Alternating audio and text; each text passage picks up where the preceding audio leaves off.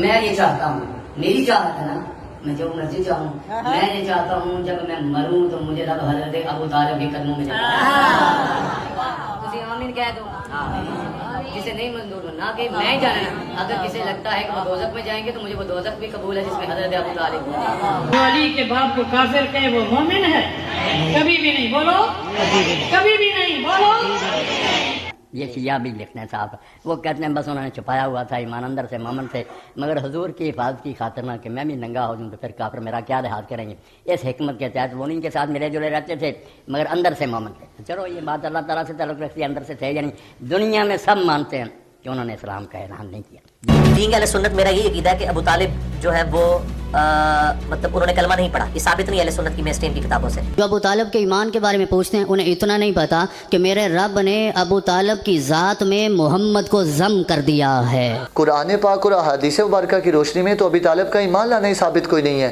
مذہب اہل سنت کا یہی مسلک بھی ہے، مختار بھی ہے اور جمہور کا قول بھی ہے۔ اور یہ کیسے ہو سکتا ہے کہ قرآن پاک کی آیات مبارکہ اور حدیث مبارکہ ایک طرف ہو اور دوسری طرف لوگ ان کا ایمان ثابت کرنے میں لگے ہوں؟ میں کہتا ہوں زیادتی اور شدت پسندی تو وہ لوگ کرتے ہیں جو کہتے ہیں کہ جو لوگ علی کے باپ کا ایمان نہیں مانتے وہ خود بے ایمان ہے۔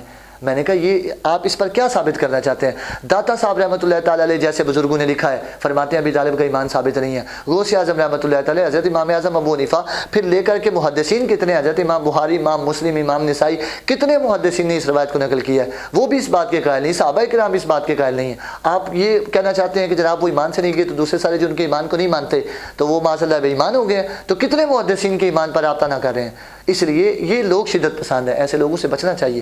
میں اس پر یہ بات کرتا ہوں کہ علماء کرام نے کبھی اس موضوع کو زیر بحث نہیں لایا کہ سرکار کو ایذا نہ پہنچے، انہیں سرکار کی جو ہے وہ خدمت کی ہے، سرکار سے محبت کی ہے، اس لیے علماء کرام نے خاموشی اختیار کی ہے۔ تو ہم یہ بار بار رٹ نہیں لگانا چاہتے اور نہ ہم اس موضوع کو اتنا پسند کرتے ہیں، یہ بھی ہم ضرورت کے پیش نظر بیان کرتے ہیں جب دوسری طرف شدت اختیار کی جا رہی ہے اور لوگ یہ بات کرتے ہیں جناب ہمیں ان کے ساتھ جہنم میں اٹھایا جائے، اگر جو لوگ ان کے ایمان کو نہیں مانتے وہ خود بے ایمان ہیں۔ تو اس طرح کی زیادتی، اس طرح کے لوگوں سے بچنا چاہیے۔ جمہور اہل سنت کے نزدیک یہی بات ثابت ہے کہ ابو طالب کا ایمان ثابت نہیں ہے اور اسی پر کاربند رہنا چاہیے۔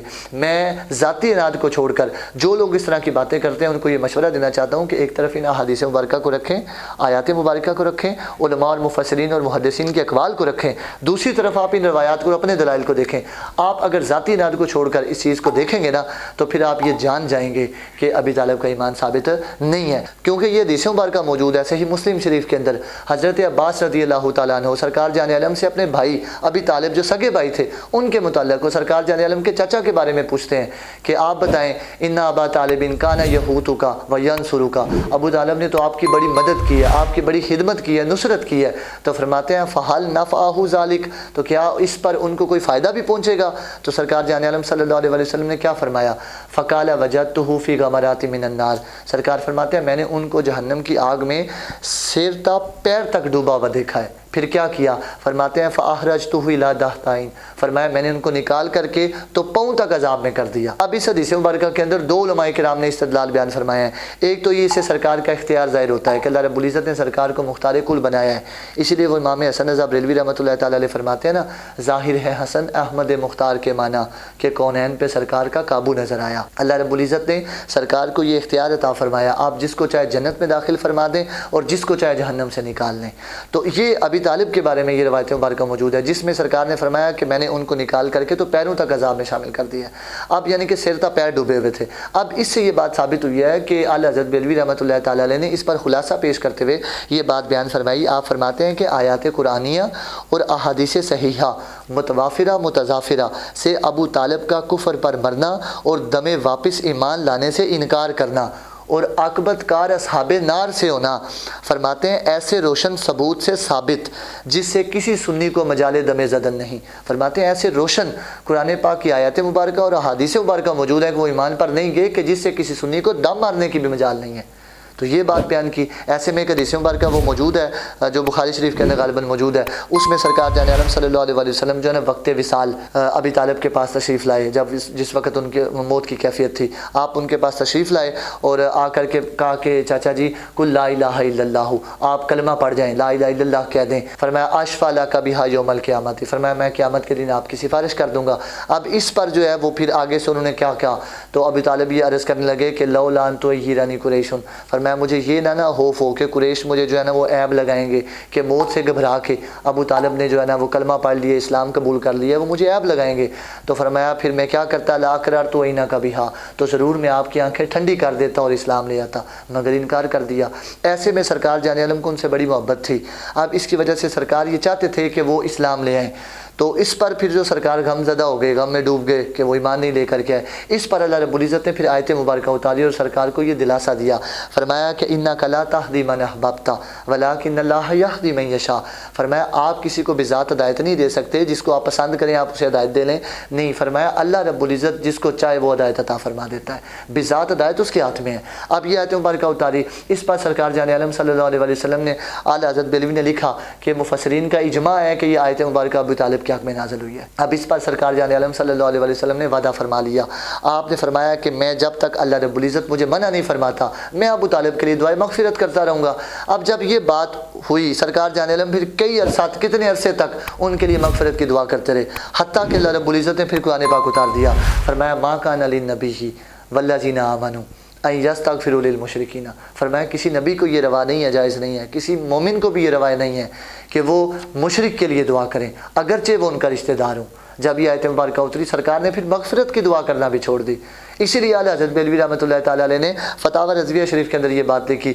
आप फरमाते हैं कि अबू तालिब ने सरकार जाने आलम की कफ़ालत की, आपकी नुसरत की, आपसे मोहब्बत की औलाद से ज़्यादा, फिर अपने लोगों से आपके लिए मुखालफत मोल ली, मगर बावजूद मुजर्रद इन अमाल से फरमाते ईमान साबित नहीं होता। हाँ, अगर वो ईमान ले आते सरकार के कहने पर, तो फिर फरमाते हैं सैयदना अमीर हमज़ा और सैयदना हज़रत अब्बास रज़ियल्लाहु अन्हुमा उन दोनों से अफजल करार पाते, क्योंकि वो सरकार के बड़े मुहिब, उनकी मदद करने वाले थे, मगर वो ईमान नहीं लेकर के आए।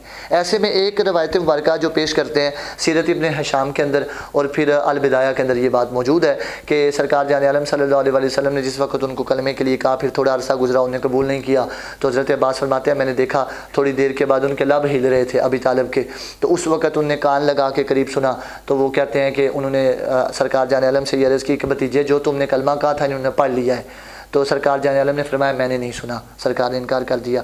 अब इस 6 वजूह की बिना पर उलमाए किराम इस रवायत को कबूल नहीं करते। उसमें सबसे पहली बात यह है कि इसकी सनद मुनक़ती है।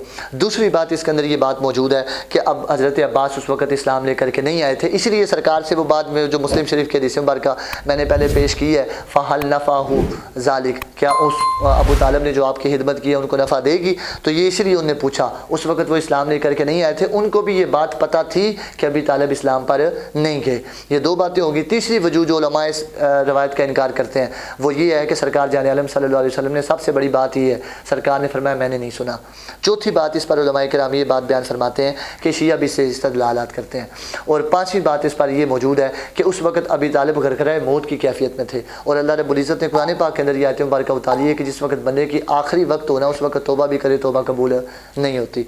और छठी और आखिरी बात इस पर यह है, सबसे बड़ी उलमा किराम फरमाते हैं कि ये रवायत की सनद जो है ना मुनक़ती है, इस वजह से जो दूसरी तरफ कुरान पाक की आयत मुबारक मुफस्सिरीन का इजमा है और फिर मुतअद्दिद हदीस मुबारक मौजूद है। फरमाते हैं इस रवायत मुबारक के अंदर इतनी कुव्वत नहीं है कि वो सही हदीस मुबारक के साथ तसादुम कर सके, इसलिए उलमाए किराम ने इस रवायत को कबूल नहीं किया। बाज़ लोग इस रवायत को लेकर के तो उनके ईमान की दलील देने की कोशिश करते हैं, मगर हम इस पर ये कहते हैं कि वो सरकार जाने आलम सल्लल्लाहु अलैहि वसल्लम के चचा थे, इसलिए उलमाए किराम ने ये बात बयान फरमाई कि उनके कुफर की राट नहीं लगानी चाहिए, इतनी ज़्यादती नहीं करनी चाहिए कि कहीं पर सरकार को इज़ा ना हो जाए, इसलिए उलमाए किराम ने इस पर खामोशी इख्तियार की है।